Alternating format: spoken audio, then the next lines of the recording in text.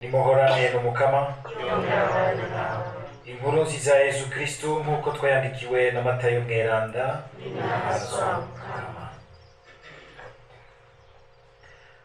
Muri irya minsi Yesu yabwiye abigishwa biwe ati, mugenza wagucumuye ko genda umuhanure muri umwe n'umwe, agukundiye uzoba umurokoye, akwankiye jana n'uwundi umwe canke babiri, kugira ngo ijambo rivugwe imbere y'ivyabona bibiri canke bitatu. Akaramuka atabumviye naho uribwira umuryango, biyanga kumvira umuryango uramuraba nk'umupagani canke umutoza kori. Ni ivy'ukuri ndababwiye, ico muzosaba kw'isi cose kizoba, ico muzoboha kw'isi cose kizoba kiboshwe no mw'ijuru, ico muzoboha kw'isi cose, ico muzobohora kw'isi cose kizoba kibohowe no mw'ijuru. Ndabibabwiye kandi, abantu babiri hano kw'isi bashize hamwe bagasaba, ico basavye cose Dawe wo mw'ijuru azokibaha. Kuko aho babiri canke batatu bakoraniye kubw'izina ryanje, mba ndi hagati yabo. Dushimagize iyi nkuru nziza ya Kristo.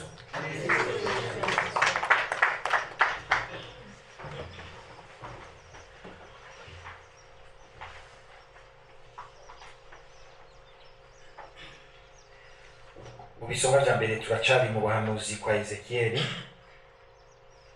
Uyu munsi turashikirijwe ubuhanuzi bugamye, bukarishe, burateye ubwoba, ingene Imana ishobora gusaba iti, genda abantu bose muriye kubatama n'abana ngo ntimugire ikigongo, mubarigite, mbere muhere mu nzu iwanje, hariya mu gasengero ka Radio Mariya Burundi. Hesi mu nzu kumana, hariya kuri santere ya Monsiyo, aba ariho muhera. Hariya mupime nk'imisa imwe isohoka nk'abantu benshi, zimwe za 6h du matin, haba ariho muhera. Ibyo bintu mba bidateye ubwoba. Mugabo twumvise ingene umukama agira ati mu ntango, ngo Ezekiel agira ati, umukama Imana asemerera mu gutwi. Umukama ari asemerera, biba byagoranye gose, biba byagoranye gose.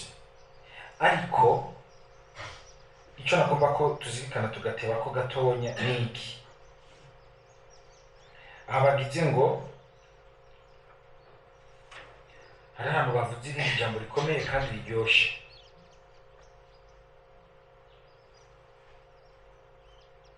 Bagize bati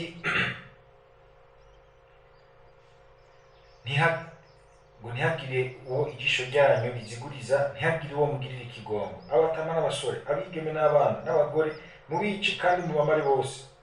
Akarero ariko akaro karakomeye aka, iyo bavuze ikibazo babona agahisa ngo me, ariko hagira hazindi jambo rishasha kandi rikomeye. Uwo wese afise ikimenyetso ku ruhanga rwiwe, ntihagire ico mumugira.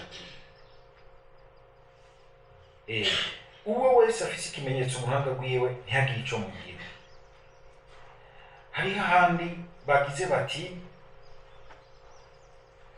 genda unyuragire hagati mu gisagara muri Yerusalemu, ugeme ikimenyetso ku ruhanga rw'abantu bose, baboroga bakarira kubera ayo mashano yose akorerwa muri ico gisagara.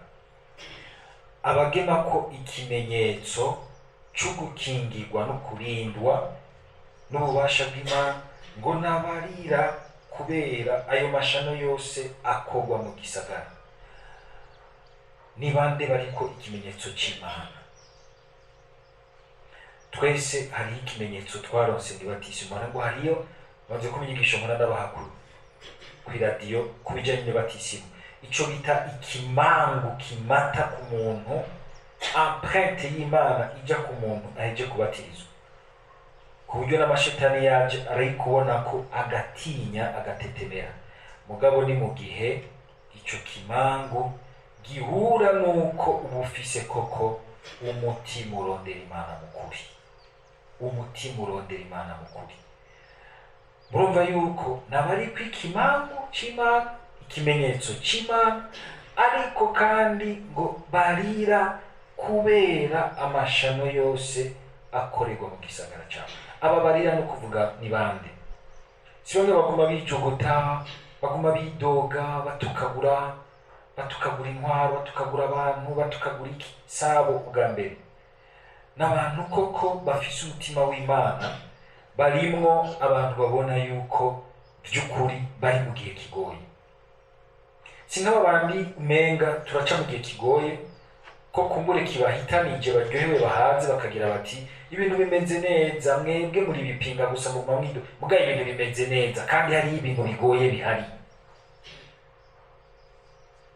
Mu bisagara byacu hari ingeso n'ibintu bigoye byinshi, ubuzima bugoye buremereye. Abo bantu bemera kuraba mu kuri situation isi irimo, igihugu kirimo, ariko mbere ntibagarukirize ngaho, bakongera kandi bakanarira kubera na situation nabo nyine bashobora kuba barimo. Abantu bashobora kuba bariko baragwana n'ivyaha gushika aho barira. Hariho abantu barabaza kwirega, ukabona uti uyu muntu ariko arirega mu mutima wo kwihana by'ukuri. Atari ubuze yacondoguta amosozi, oya, kuko arabarira n'amosozi y'ingona. Ingona ntuzibone iriko irakora amosozi baze ngo iriko irarira, wegereye irashobora kukurefura mu kanya gatoya. Mugabo ukumva mu mutima ukumva intambara gwari ingena nyotewe kubona yoshikira ubutungane bw'Imana, ukumva ko ariko ntariko arirega gusa, arigaya, aragaya ikintu yabayemo, arashaka kukivamo, ukabona ingene yitaza, ariko kumbura ugasanga ntarashobora gushikira intsinzi ihaza umutima wiwe, ihoza umutima wiwe. N'abo bantu rero twararonse twese ikimenyetso c'Imana mw'ibatisimu, mugabo ubwo dufise umutima urira, ubona mu kuri ibintu turimo, isi irimo, igihugu kirimo, ibisagara byacu birimo, amakartier yacu arimwo, ubona mu kuri ibyo twebwe nyene umwe wese ashobora kubamwo, bikamwereka biti hari ahantu ukinyotewe Imana, hari ahantu wategerezwa kurira Imana ngo yagushikane, kuko wewe ubwawe ntushobora kuyishikana atari Imana igutabaye, atari Imana ihaserutse. Sinzi ko murashikaho mushobora kunywa ku mururazi w'icaha cane. Naribwo ababwire yuko jewe hari igihe bishikira ngasanga nakoze ikintu gishobora kunjya mu mutima, nkumva yuko ntasinzira, gushika ndakigaye nsavye imbabazi Imana, nkagenda nkapfukamye imbere ya patiri nkavuga nti ndaje gusaba ikigongo, ndumva iki kintu sinshobora kugitekera muri jewe. Hari abakristu turiko ikimenyetso c'Imana, mugabo batarira, batigera bigaya. Twebwe pati duhagaze neza. Bariya abakristu banyu bama mu cemerezo buzuye culpability, ubwo suko wamaze gusisira ku mutima, umutima wawe ntukirira muri bimwe Yezu avuga by'ubuhigwe bw'abahiriwe imbere y'Imana. Tugere Kristo uraza ahantu avuga ngo hahiriwe abarira ubu, ngo kuko bazohozwa. Twavyumvise Samarira amwe